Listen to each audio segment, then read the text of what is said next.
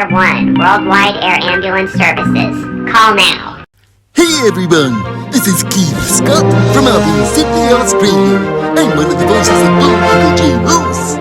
It's time to watch Relentless and Unstoppable. And so give it up for your main hosts, Douglas Kelly and Andy McPhee.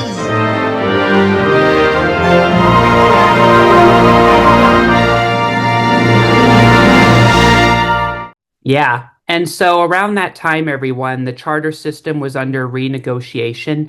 In the years before 2024, charters basically moved in and out of certain teams, and when the charter system was implemented, everyone, originally the rules were that you could either sell the charter when you wanted to get out of business, or if you had to downsize the teams you were running from like 1 to 2 cars or 2 to 1 cars, whatever it was. And what came out of that is you had the option of either leasing the charter for a year, or you could sell it if you wanted to downsize, or if you wanted to get out of the sport finally with a good return on your investment, because that's what it was making sure that when you left the sport that you were able to look after your employees by getting a decent amount of pay from the charters.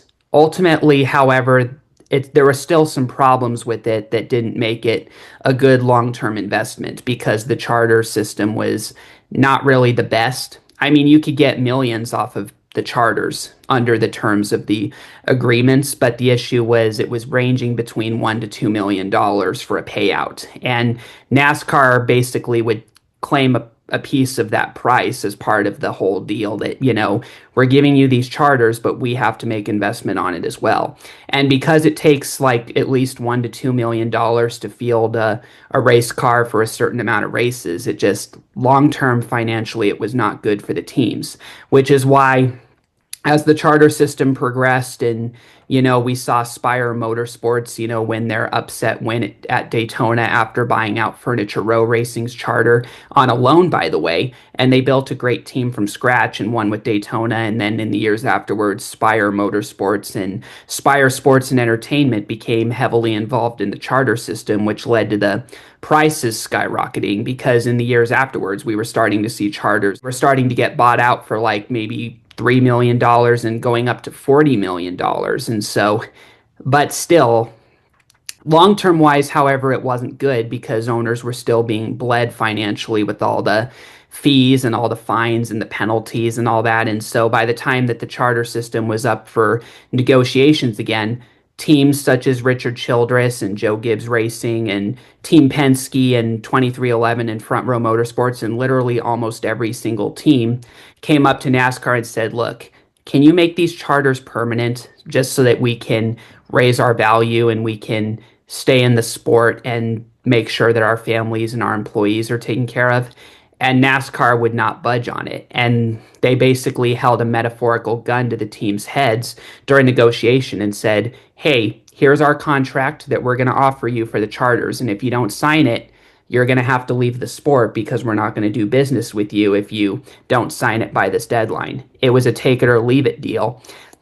And every single team signed that charter agreement, even though there was a you can't sue us clause attached to it, which is not good legally speaking and ethically speaking, So all the teams signed except for 2311 and Front Row Motorsports, who read the contract and said, no, we're not going to sign this. This is not fair. And telling us that we can't sue you if you abuse your privileges after this, we're not going to stand for that. And so they filed suit against NASCAR, and they were facing a lot of ridicule and a lot of critical analyses from a lot of the NASCAR community and the broadcasters and the fans, but ultimately they ended up being vindicated in court last year. And I was very glad for the outcome. What were your thoughts, Donovan? Well, it's I like the saying, words talk, numbers scream. And when you were putting the numbers together, the numbers scream to me. Like, so for instance, like in 2016, it was a $2 to $3 million buyout, or, in the early 2020s, it became 15 to 10 million. And at the end, you were right. It goes up to $40 million. So with all of the headache and the fees, and not to mention the tax on that, no wonder, all these charters were complaining of not just that, but like the contracts that they were binded to, and I'm glad that those two charters looked at the contract and said, "What is this? We're not doing this." So I'm glad that they had a moral stance also.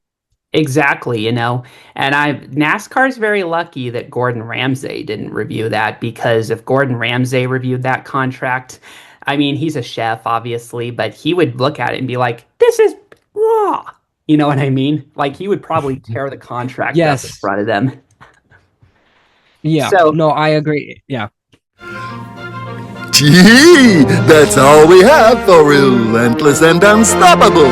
So tune into the next episode to hear more amazing stories from amazing guests. This is Keith Scott from Sydney, Australia, saying so long, and I'm smarter than the average bear. Gee.